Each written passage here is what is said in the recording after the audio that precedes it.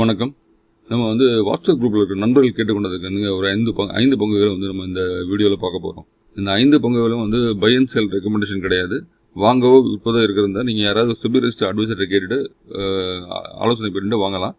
So நான் SEBI registered advisor கிடையாது.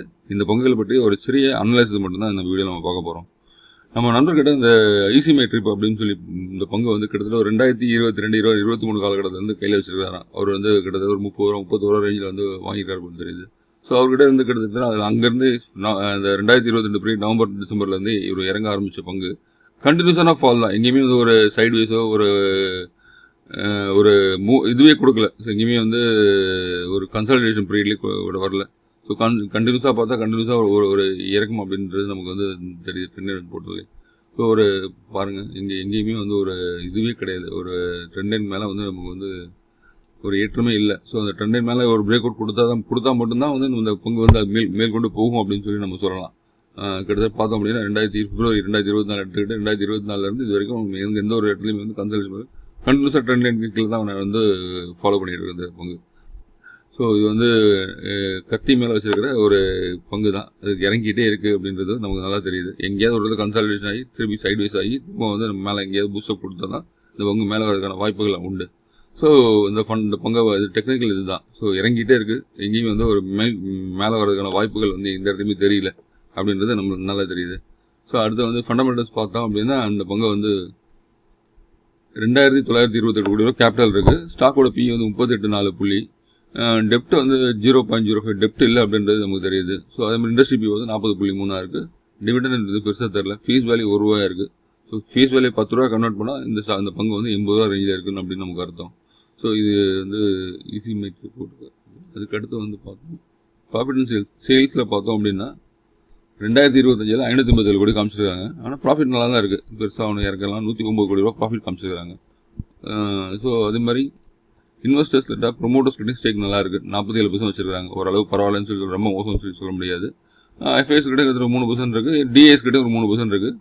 பப்ளிக்கிட்ட ஒரு பாதி பங்குகள் இருக்குது. ஆனால் 50% பங்குகள் பப்ளிக்கிட்ட இருக்குது. ஏன் பப்ளிக் கிட்ட கண்டினியூஸாக ஏறிட்டு இருக்காங்கன்னா விலை குறைந்த பங்கான்னு சொல்லி போய் எல்லோரும் மேலே போய் விழுந்திருக்காங்க.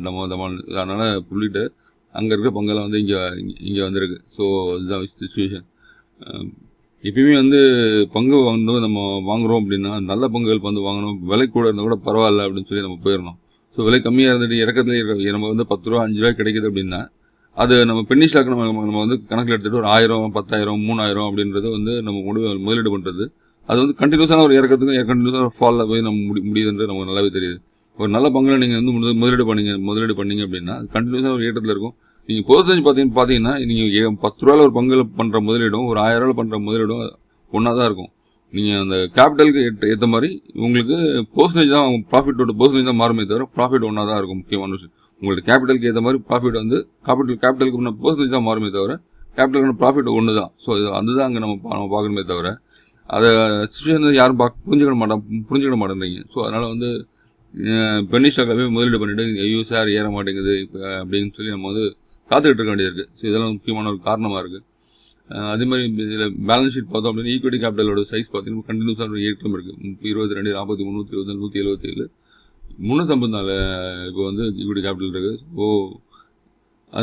ஸோ இது ஒரு முக்கியமான காரணமாக இந்த ஈக்விட்டி கேபிட்டலுக்கும் ப்ராஃபிட் இல்லை நெட் ப்ராஃபிட்டுக்கும் பார்க்கும்போது கிட்டத்தட்ட ஒரு 2 or 3 டைம்ஸ் மைனஸில் இருக்குது. இதுதான் பங்கோட ஏற்றம் இல்லாததுக்கு காரணம் தான். ஈக்விட்டி கேபிட்டல் அதிகமாக இருக்குது. பங்கோட நெட் ப்ராஃபிட் இங்கே கம்மியாக இருக்குது. இது முக்கியமான ஒரு காரணம். 3 டைம்ஸ் ஏர்னிங்ஸ் கம்மியாக இருக்குது அப்படின்றது நம்மளுடைய ஃபண்டமெண்டல்ஸில் தெரியுது. ஸோ ஏர்னிங்ஸ் கம்மியாக இருக்குது.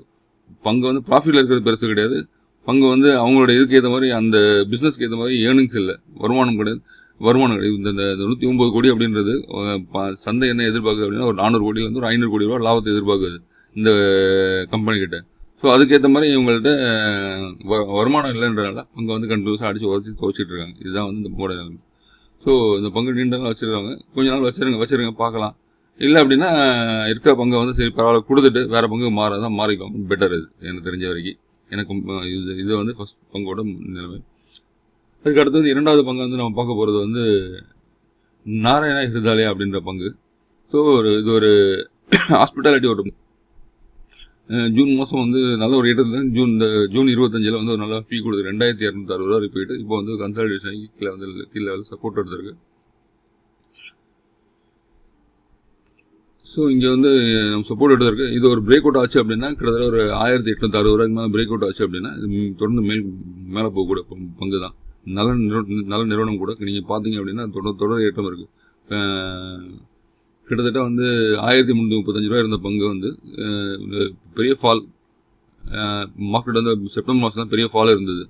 ஸோ செப்டம்பர் 24 இந்த சின்ன ஃபால், அந்த ஃபாலே வந்து கிட்டத்தட்ட இங்கே ஃபாலில் இப்போ 1370 ரூபா அந்த பங்கு. அது ஃபால்லாம் முடிச்சுட்டு ஒரு வருஷம் ஃபாலுக்கு பிறகு மார்க்கெட்டில் பார்த்தீங்கன்னா இது கண்டினியூஸாக பிப்ரவரி மாதத்துலேருந்து ஒரே ஏற்றத்தான் இருந்தது. பிப்ரவரி பார்த்தீங்கன்னா 1330 ரூபா இருந்திருக்கு. ஒரு 6 மாதத்தில் ஒரு கிட்டத்தட்ட ஒரு 1000 ரூபா கிட்ட இந்த பங்கு வந்து நமக்கு ஏறி இருக்கிறத பார்க்க முடியுது. ஸோ இது வந்து இப்போ இங்கே கன்சாலிடேட் ஆகிட்டு இருக்குது அப்படின்றது நமக்கு புரியுது. ஸோ இங்கே பங்கு வந்து அதுக்கு மேலே வந்து பார்த்தா 1880 ரூபாய்க்கு மேலே வந்து உடைச்சாலும் 1900 ரூபாய்க்கு மேலே 1920 ரூபாய்க்கு மேலே முடிஞ்சு பிரேக் அவுட் ஆச்சு அப்படின்னா திரும்ப அந்த பங்கு வந்து மேலே போட வாய்ப்புகள் வந்து ரொம்ப அதிகமாக இருக்குது. ஸோ இந்த பங்கு நல்ல நிறுவனம் கூட. ஸோ அதே மாதிரி நம்ம இதில் பார்த்துடலாம்.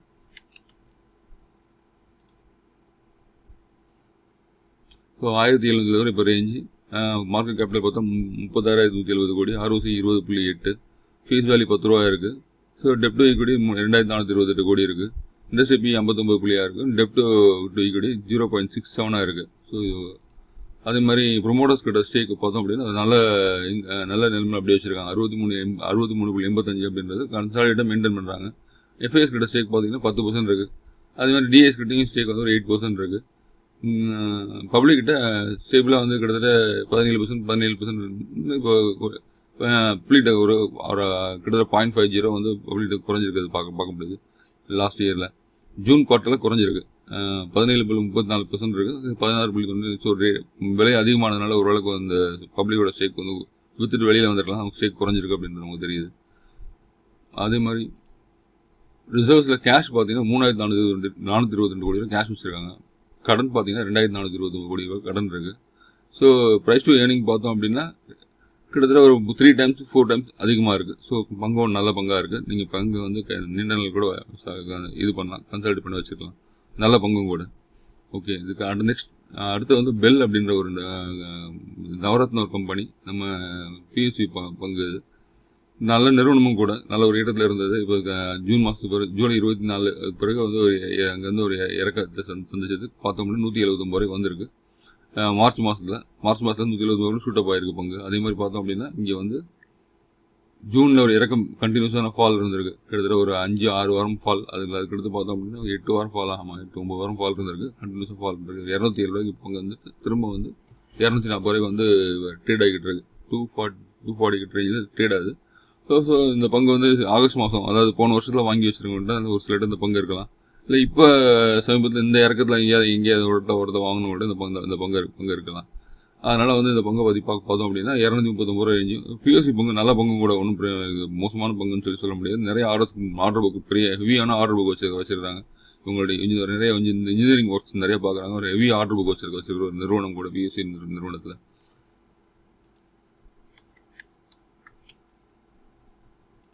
பாரத் ஹெவி எலக்ட்ரிக்கல்ஸ் அப்படின்ற பேர். ஃபேஸ் வேல்யூ பார்த்தா 2 ரூபா.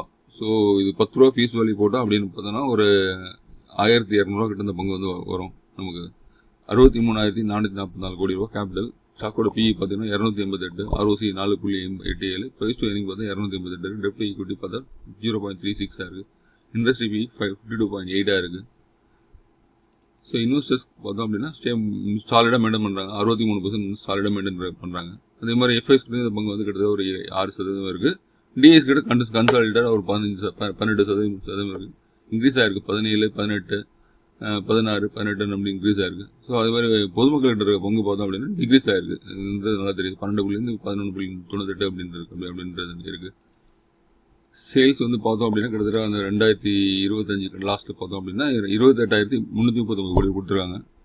அதே மாதிரி நெட் ப்ராஃபிட் பார்த்தோம் அப்படின்னா 534 கோடி நெட் ப்ராஃபிட் கொடுத்துருக்குறாங்க.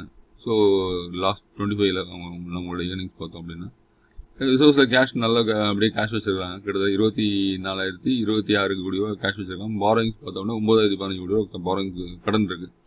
ஸோ 24,026 கோடி கையில் ரிசர்வ் வச்சுருக்காங்க. 9,000 கோடி தான் கடன் இருக்குது. ஸோ இது ஒரு கடன் பெரிய இது அமௌண்ட் கிடையாது. கையில் கேஷ் சர்ப்ளஸ் கேஷ் நிறையா வச்சுருக்காங்க. அதே மாதிரி ஏர்னிங்ஸ் பார்த்தோம் அப்படின்னா ஈக்விட்டி கேபிட்டல் ஏர்னிங்ஸ் பார்த்தோம் அப்படின்னா ஏர்னிங்ஸ் கம்மியாக இருக்குது அப்படின்றது ஒரு நமக்கு வந்து எடுத்துக்கலாம். ஈக்விட்டி கேபிட்டல் பார்த்தா 690 கோடி ரூபா ஈக்விட்டி கேபிட்டல் இருக்குது. ஏர்னிங்ஸ் பார்த்தோம் அப்படின்னா கிட்டத்தட்ட 534 கோடி. ஸோ ஏர்னிங்ஸோட அதாவது ஈக்விட்டி கேபிட்டலோட ஏர்னிங்ஸ் வந்து இதில் இந்த பங்கில் கம்மியாக இருக்குது. ஆனால் ஆர்டர் புக் வெயிட்டாக இருக்கிறதுனால ஸோ பங்கு வந்து கன்சல்டன் நல்லாயிருக்கு. இந்த ஈக்விட்டி கேபிட்டலுக்கு நம்ம வந்து கம்பேர் பண்ணும்போது அதோட ஏர்னிங்ஸ் வந்து பார்த்தோம் அப்படின்னா கிட்டத்தட்ட 5 times அதிகமாக இருக்கும். 2,000 3,000 கோடி வந்து நெட் ப்ராஃபிட் வந்து இருக்கணும் இந்த பங்கு. அப்படிங்கும்போது நல்லா வெயிட்டான பங்குன்னு சொல்லலாம். ஸோ இந்த பங்கு அந்த ஏர்னிங்ஸ் கம்மியாக இருக்கிறதுனால அந்த பங்கு வந்து ஏற்றம் வந்து கம்மியாக இருக்குது. இதே வந்து ஏர்னிங்ஸ் வந்து இங்கே 2,500 கோடி 2,000 கோடி ஏர்னிங்ஸ் இருந்தது அப்படின்னா இந்த பங்கோட ரேட் வந்து கிட்டத்தட்ட ஒரு 1,000 ரூபாலேருந்து 1,200 வரைக்கும் நம்மகிட்ட வந்து இப்போ ட்ரேட் ஆகிட்டு இருக்கும் இந்த நிறுவனத்தோட பங்கு. ஸோ இதுவும் நல்ல பங்கு வச்சிருக்கலாம், ஒன்றும் பிரச்சனை கிடையாது. ஸோ இந்த பங்கை வந்து நீண்ட நாளுக்கு கன்சல்ட் பண்ணுறவங்க நீண்ட நாள் கன்சல்ட் பண்ணி அப்பப்போ வந்து நீங்கள் இவங்க எல்லாம் ஏற்றம் இருக்கும் வித்துட்டு நீங்கள் ப்ராஃபிட் புக் பண்ணிட்டு திரும்ப எங்கெல்லாம் வந்து இறக்கம் வருதோ அந்த பங்கு வந்து நீங்கள் வந்து வாங்கலாம். உங்களுக்கு வந்து ஒரு நல்ல ஒரு ப்ராஃபிட் எங்கேயாவது கீழ் லெவலில் வாங்கியிருக்கீங்க அப்படின்னா இப்போ வந்து 2023 வாங்கினவங்க பார்த்தீங்க அப்படின்னா 2024 வரும்போது ஒரு 310 ரூபா ரேஞ்சாக இருக்குது. 300 ரேஞ்சில் கொடுத்துட்டு திரும்ப வந்து ஏதோ ஒரு இறக்கத்தில் அந்த இதே பங்கு வந்து நீங்கள் இப்போ வாங்கினீங்க அப்படின்னா திரும்ப ஒரு ஏற்றம் வரும்போது நீங்கள் வந்து இதுக்கலாம். பிஎஸ்சி பங்கு நல்ல பங்கும் கூட தான், மோசமான பங்குன்னு சொல்ல முடியாது. இதுக்கு அடுத்து வந்து நம்ம பார்க்க போகிறது பார்த்தோம் அப்படின்னா கார்போனம் யூனிவர்சல் அப்படின்ற ஒரு நிறுவனத்தோட பங்கு. ஸோ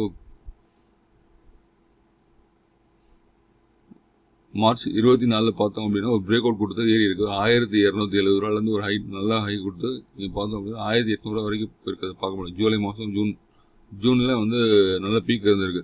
ஸோ 1,820 ரூபாய்க்கு போன பங்கு ஜூனுக்கு பிறகு 2024 ஜூனுக்கு பிறகு மார்க்கெட் விழும்போது இந்த பங்கு சேர்ந்து விழுந்திருக்கு. விழுந்ததில் கடைசியாக பார்த்தோம் அப்படின்னா கிட்டத்தட்ட 812 ரூபா ரேஞ்சுக்கு வந்திருக்கு. ஸோ இந்த 2 இடங்களில் எங்கேயாவது நம்ம நண்பர்களை வாங்கியிருந்தோம் அப்படின்னா அது கிட்டத்தட்ட நம்ம வெயிட் பண்ணி தான் ஆக வேண்டிய சூழ்நிலையில் வந்து மாடிருப்போம். கிட்டத்தட்ட ஒரு 1,700 1,500 அந்த ரேஞ்சிலலாம் வாங்கியிருந்தோம் அப்படின்னா இந்த ஃபாலில் வந்து இந்த பங்கு வந்து கிட்டத்தட்ட 800 ரேஞ்சு வந்துருக்கு. 1,400 700 மைனஸில் வந்துருக்கு. எங்கேயாவது ஒரு ஏறும் அப்படின்னு சொல்லி இந்த பங்கு வந்து நம்ம வச்சு தான் வச்சுருப்பாங்க. ஸோ இந்த பங்கு வந்து பிப்ரவரி 25 வரைக்கும் ஃபால் இருந்திருக்கு. அதுக்கப்புறம் வந்து சைட்வேஸில் வந்திருக்குன்றது நம்ம ஷார்ட் சொல்லுது. ஸோ இங்கேருந்து ஒரு சைட்வேஸில் வந்து மூவ் ஆக ஆரம்பிச்சிருக்கு. ஸோ ஒரு 1,066 ரூபா 1,066 ரூபா ரேஞ்சிலும் 800 சப்போர்ட் வந்து ஸ்ட்ராங் சப்போர்ட் வந்து ஒரு 810 ரூபா 825 ஸ்ட்ராங் சப்போர்ட் எடுத்திருக்கு. அதில் வந்து இப்போ கன்சல்ட்டை பார்த்தோம்னா இப்போ வந்து ஒரு 920 1000 வந்து கன்சல்ட் இருக்குது. என்னோட பிரேக் அவுட் பார்த்தோம் அப்படின்னா கிட்டத்தட்ட ஒரு 1,050 ரூபா 1,100 ரூபாய்க்கு மேலே போச்சு அப்படின்னா 1,100 ரூபாய்க்கு மேலே போகும்போது இந்த பங்கு திரும்ப வந்து தொடர் ஏற்றத்துக்குள்ளே வரும். அப்போ வந்து கொஞ்சம் ஒரு எங்கெல்லாம் ஷூட்டப் இருக்கோ நீங்கள் வந்து உங்கள் ரேஞ்சுக்கு வந்து இந்த பங்கை வந்து விற்றுட்டு திரும்ப வந்து எங்கேயாவது இறக்கத்தான் நீங்கள் வந்து வாங்குறதா வாங்கிக்கலாம். இந்த நிறுவனம் பார்த்தோம் 938 ரூபா ட்ரேட் ஆகுது. ஸோ மார்க்கெட் கேபிட்டல் பார்த்தோம்னா 17,854 கோடி ரூபா கேபிட்டல் இருக்குது. ஸ்டாக்கோட பி வந்து 61.3, ROC 16.1 இருக்குது. ப்ரைஸ் ஏர்னிங் வந்து 61.3 இருக்குது. ஸோ ROE வந்து பார்த்தோம் அப்படின்னா 10.8 இருக்குது. டிவிடன் ஈல்டு வந்து 0.43 இருக்குது. ஃபீஸ் வேல்யூ 1 ரூபா இருக்குது. ஃபீஸ் வேல்யூ 1 ரூபா அப்படின்னு கணக்கு எடுத்துக்கிட்டோம் அப்படின்னா இந்த பங்கோட விலை 9,380 ரூபா. 10 ரூபீஸ் ஃபீஸ் வேல்யூ போட்டால். ஸோ அதனால 938 ரூபா இருக்குது இந்த பங்கோட விலை. சேல்ஸ் பார்த்தோம் அப்படின்னா கண்டினியூஸாக ஏற்றம் சேல்ஸ் பார்த்தோம் அப்படின்னா ஒரு நல்ல சேல்ஸ் கொடுத்துருக்காங்க அப்படின்றது தெரியுது. 4,702 கோடி கொடுத்துருக்காங்க. 4,894 கோடி ரூபா மார்ச்சில் கொடுத்துருக்காங்க. அதே மாதிரி நெட் ப்ராஃபிட்டும் அதே மாதிரி கன்சல்ட்டாக வந்து ஏறிக்கிட்டே இருக்குது அப்படின்றது தெரியலாம். 2023 350 கோடி கொடுத்துருக்காங்க. 2023 442 கோடி, 2024 476 கோடி. ஸோ இங்கே வந்து பார்த்தோம் நமக்கு தெரியுது. மார்ச் மாதம் 2025 வந்து சேல்ஸோட இதில் ப்ராஃபிட் குறைஞ்சிருக்கு அப்படின்றது நமக்கு தெரியுது. 478 கோடி அப்படின்னா கிட்டத்தட்ட வந்து ஒரு 180 கோடி ரூபா வந்து இங்கே வந்து ப்ராஃபிட் வந்து குறைஞ்சிருக்கு. ஸோ இதுதான் வந்து முக்கியமான ஒரு காரணமாக இருக்கும் இந்த பங்கோட விலை ஏற்றத்துக்கு விலை இறக்கிறதுக்கு ஒரு காரணம். ஏன் வந்து பூஸ்டப் ஆகல ஷூட்டப் ஆகல பங்கோட விலை மார்க்கெட் வந்து இறங்கினாலும் சில பங்குகள் வந்து நல்லா நிறுவன பங்குகளாக இருக்கும்போது பங்கு வந்து ஷூட்டப் ஆயிரும். ஸோ இங்கே வந்து இந்த பங்கு வந்து மார்க்கெட்டில் வந்து என்ன எடுத்துக்கிட்டு இருக்காங்க அப்படின்னா நிறுவனத்தோட லாபம் குறைஞ்சிருக்கு அப்படின்றது வந்து நமக்கு தெரியுது. அதனால் வந்து பங்கோட விலை ஷூட்டப் ஆகலை. அந்த அதே ரேஞ்சில் சுற்றிட்டு இருக்க முக்கியமான ஒரு காரணம் தான் இறங்கினதுக்கு. இன்வெஸ்டர்ஸ் பார்த்தோம் அப்படின்னா ப்ரொமோட்டர்ஸ் கிட்ட ஒரு 41% இருக்குது. இப்போ 39% இருக்குது. ஃபிஃபைஸ் கிட்ட 11% இருக்குது. டிஎஸ் கிட்ட நல்ல ஒரு ஸ்டேக் இருக்குது. பார்த்தோன்னா 29% டிஎஸ் கிட்ட ஸ்டேக் இருக்குது. ஈக்விட்டி கேபிட்டல் 19ன்னு சொல்லி கொடுத்துருக்காங்க. ரிசர்வ்ஸ் பார்த்தோம் அப்படின்னா 3510 கோடி ரூபா. கையில் வந்து கேஷ் நிறையா வச்சுருக்காங்க. கடன் வந்து பார்த்தா ரொம்ப கம்மியாக இருக்குது. 215 ரூபா. 214 கோடி கடன் இருக்குது. சர்ப்ளஸ் மணி வந்து நிறையா இருக்குது. ஸோ 3000 கோடிக்கு 3200 கோடிக்கு மேலே சர்ப்ளஸ் மணி இருக்குது உங்ககிட்ட கையில் இருக்குது அப்படின்றது நமக்கு தெரியுது. ரைஸ் எனக்கும் எதுவும் பார்க்கும்போது 10 டைம்ஸ் ஏர்னிங்ஸ் நல்லா தான் இருக்குது. ஆனால் ப்ராஃபிட் குறைஞ்சிருக்கிறத ஒரு காரணமாக எடுத்துக்கிட்டு இந்த பங்கு வந்து ஏற்றம் கொடுக்கல அப்படின்னு நமக்கு தெரியுது. நிறுவனத்தை பார்த்தா நல்ல நிறுவனமாக தான் தெரியுது. ஒன்றும் பிரச்சனை கிடையாது அப்படின்றது நமக்கு தெரியுது. ஸோ கார்பரேட் ஆக்ஷன் என்ன பண்ணுங்கன்னா டிவிடெண்ட் கொடுக்குறாங்கன்னு பார்த்தா ஒரு 2 தடவை வருஷத்துக்கு டிவிடெண்ட் கொடுக்குறாங்க. ஸோ இந்த வருஷத்துக்கான டிவிடெண்ட் பார்த்தோம்னா ₹1.50 கொடுத்துருக்காங்க. பிப்ரவரி மாதம் கொடுத்துருக்காங்க. ஜூலை மாதம் ஒரு ₹2.50 கொடுத்துருக்காங்க. ஃபேஸ் வேல்யூ ஸ்பிளிட் வந்து ₹2லேருந்து ₹1 2011. போனஸ் கொடுத்துருக்காங்கன்னா போனஸ் வந்து கிட்டத்தட்ட 2005 மட்டும் ஒரே போனஸ் கொடுத்துருக்காங்க.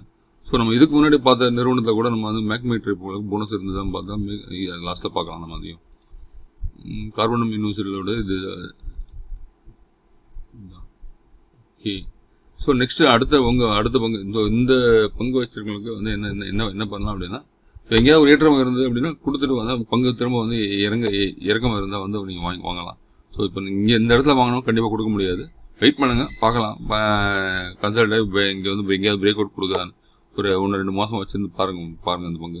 ஆனால் பங்கை பொறுத்த வரைக்கும் ஓரளவு பரவாயில்ல. இந்த அடுத்த போகிற இதில் ரிசல்ட் எப்படி இருக்குது, வர Q2 ரிசல்ட் எப்படி இருக்குது அப்படின்னு கவனிங்க. Q2 ரிசல்ட் நல்ல ப்ராஃபிட்டோட கொடுத்தாங்க அப்படின்னா பங்கு தொடர் ஏற்றத்துக்குள்ளே வரும். ஒன்றும் பிரச்சனை கிடையாது. பங்கு பொறுத்த வரைக்கும் ஏர்னிங்ஸ் இருக்குது. அதனால ஒன்றும் பிரச்சனை கிடையாது. அடுத்து வந்து நம்ம பார்க்க போகிறது IRFC. So Indian railway finance பண்ணுற ஒரு நிறுவனம். அதாவது ரயில்வே நிறுவனங்களுக்கு ஃபைனான்ஸ் பண்ணுற ஒரு நிறுவனம் IRFC. ஸோ இந்த பங்கு வந்து மார்க்கெட்டில் வந்ததுலேருந்து 35 ரூபா 40 ரூபா வந்து நல்ல ஒரு வரவேற்பு இருந்தது மார்க்கெட்டில். ஸோ கண்டினியூஸாக ஏற்றமும் இருந்தது. அப்புறம் நம்ம வந்து ஜூலை மாதத்துக்கு பிறகு வந்து இந்த பங்கு வச்சிருக்கோம்னா பெரிய ஏற்றம் இல்லை. இந்த நிறுவன பங்கு பெரும்பாலானோட நிறைய பேர்கிட்டே இருக்குது. இப்பயும் வந்து ஏகப்பட்ட பேர்கிட்ட ஒரு 1000-2000 பங்குகள்லாம் கையில் இருக்கிறது நம்ம பார்க்க முடியும். ஸோ இந்த நிறுவனம் பார்த்தோம்னா மார்க்கெட்டோட ஏற்றத்தில் இந்த பங்கு வந்து ஒரு பெரிய ஏற்றத்துக்குள்ளே வந்தது. இருந்து பார்த்தோம் அப்படின்னா 30 ரூபா 40 ரூபா ரேஞ்சிலேருந்து கிட்டத்தட்ட 211 ரேஞ்சுக்கு வந்தது. ஸோ ஜூலை மாதத்துலேருந்து ஒரு இறக்கம், அதாவது நம்ம ஜூலை மாதம் இறக்கம் வந்து இருந்தது. திரும்ப வந்து எங்கேயாவது ஒரு ஏற்றம் கொடுக்கும் பார்த்தோம். செப்டம்பர் மாதத்தில் நம்மளுடைய மார்க்கெட் மொத்தமாக கிராஷ் ஆனதுனால இங்கேருந்து ஒரு 1000 புள்ளிகள் நம்ம கிட்டத்தட்ட ஒரு மார்க்கெட்டில் ஒரு 5000 புள்ளிகள் கிட்ட இறங்கிச்சு. இறங்கினால இந்த பங்கு வந்து ஒரு பெரிய லெவலில் இறங்க. ஆனால் 100 ரூபாய்க்கு கீழே இறங்கலை அப்படின்றது நம்ம கவனிக்கணும். இந்த பங்கு ஒரு 200 ரேஞ்சில் ட்ரேட் ஆன பங்கு திரும்ப வந்து 100 ரூபாய்க்கு வந்திருக்கு.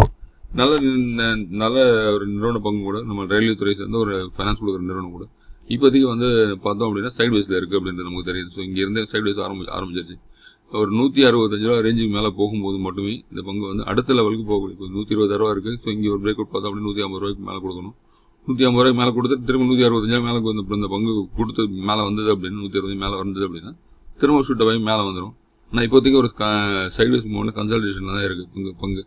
ஸோ இந்த பங்கு வச்சுருக்கவங்க வந்து வெயிட் பண்ணலாம். நல்ல நிறுவன பங்கு இப்போ விலை குறைஞ்சா ஆவரேஜ் பண்ணுறவங்க கூட கொஞ்சம் சேர்த்து, ஸோ அதாவது வெல்த் கிரியேஷன்லாம் சேர்த்து வைக்கணும். அந்த பங்கு இருக்கட்டும் நம்மகிட்ட இருக்குது அப்படின்னா கூட கொஞ்சம் பங்குகள் வாங்கி வைக்கலாம். ஒன்றும் பிரச்சனை கிடையாது.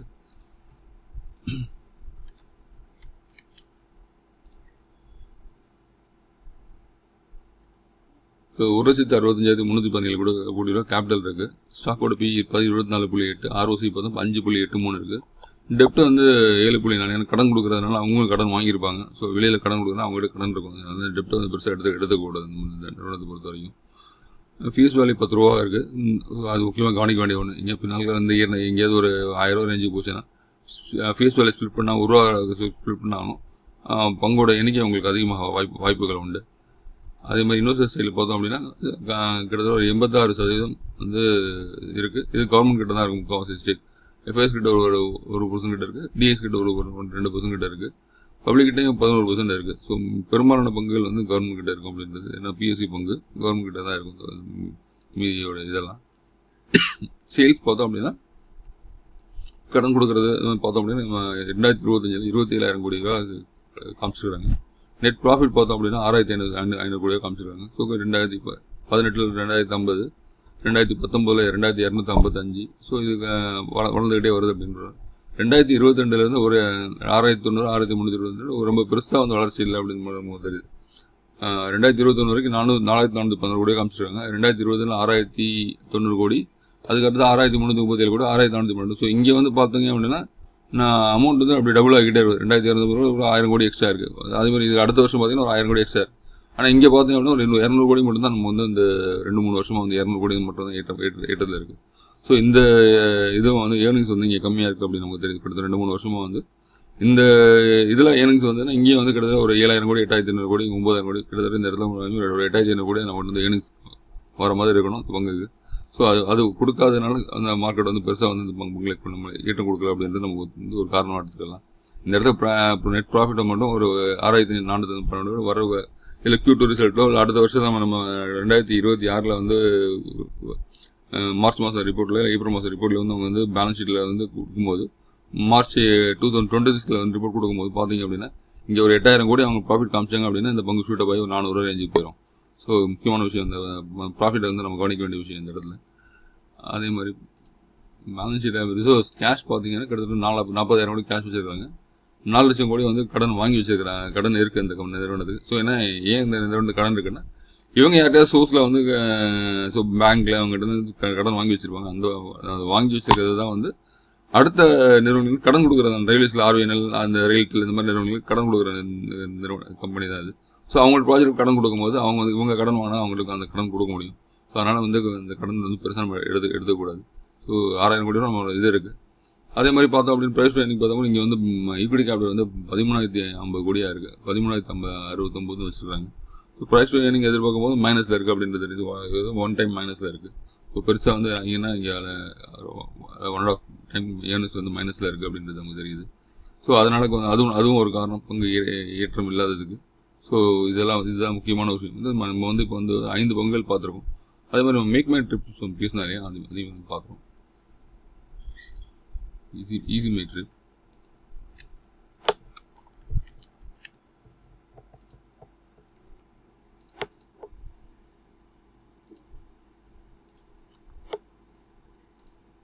கார்பரேட் ஆக்ஷன் வந்து பார்த்தீங்கன்னா இந்த நிறுவனம் வந்து நம்ம பங்கு வந்து குறைஞ்சிருக்கு அப்படின்னு சொல்லி பார்த்தோம். முக்கியமான விஷயமா இந்த பங்கு வந்து அப்படி பார்த்தா அந்த பங்கு வந்து 2022 1க்கு 1 போனஸ், 1க்கு 3 போனஸ், 2024 1க்கு 1 போனஸ் கொடுத்துருக்காங்க. முக்கியமான விஷயம் பங்கு விலையை பற்றி நம்ம கவனிக்கும் போது இதுவும் வந்து ஒரு காரணம். ஸோ அது பங்கில் வந்து நிறையா வந்து போனஸ் கொடுத்துருக்காங்க.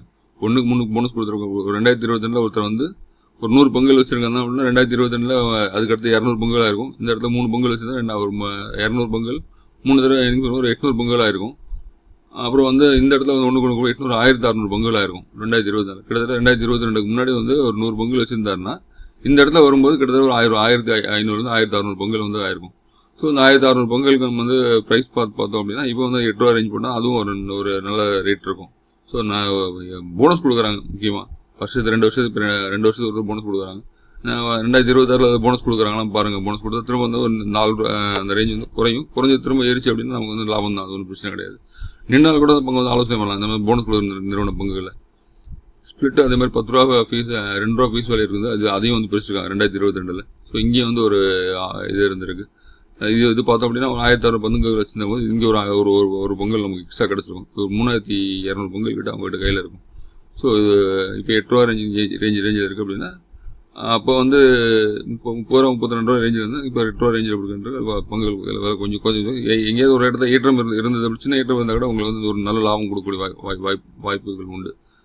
ஈஸி மெட்ரிக் பொறுத்த வரைக்கும் போனஸ் கொடுத்துருக்காங்க. ஸ்பிளிட் பண்ணியிருக்காங்க பங்கு. ஓகே. ஸோ நம்ம வந்து இந்த இடத்துல வந்து 5 நிறுவன பங்குகளை பார்த்துருக்கோம். இந்த 5 நிறுவன பங்குகள் பார்க்குறதுக்கு வந்து நம்ம நண்பர்களை வந்து இந்த கேட்டதுக்காக நம்ம பார்த்தோம்.